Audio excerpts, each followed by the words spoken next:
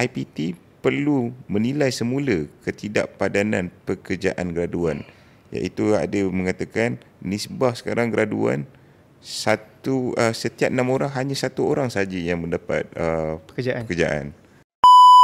Ada di satu kitab daripada Kerajaan Akbar yang kalau tak silap saya daripada Berita Harian hujung tahun lepas mengatakan yang IPT perlu menilai semula ketidakpadanan pekerjaan graduan, iaitu ada mengatakan nisbah sekarang graduan setiap 6 orang hanya 1 orang saja yang mendapat pekerjaan. So macam mana nak mengatasi? Betul. Okay. Pihak IPT perlu revise balik program-program mereka pada saya untuk keluarkan program-program yang very related to the market needs, job market needs. Industri punya industry needs.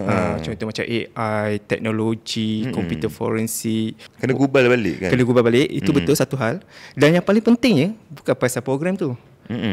Paling pentingnya pelajar-pelajar graduan tu sebelum nak sambung belajar, dia kena pasti dulu dia punya kekuatan diri tu, minat dia.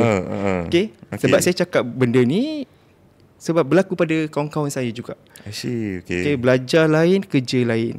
Okay, waktu sekolah hebat, tapi bila masuk universiti, alamak, aku tak minat program ni, aku tak tahu pula belajar dia macam ni. Nampak tak? So benda ni sebenarnya bukan tertumpu kepada IPT saja.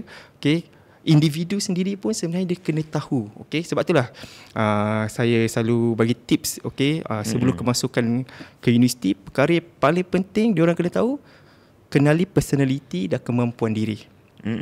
Okay. Adakah pihak IPT dapat membantu macam mana untuk nak segregatekan ataupun nak agihkan, contohnya nak mengenal pastilah ada ujian ke?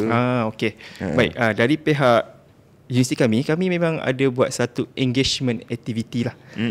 Dipanggil sebagai macam orang kata community service, yang mana saya salah seorang motivator yang dihantar daripada universiti saya untuk pergi ke sekolah-sekolah, untuk memberi sedikit awareness berkaitan dengan teknik kemasukan belajar, cara belajar yang betul, motivasi dan sebagainya.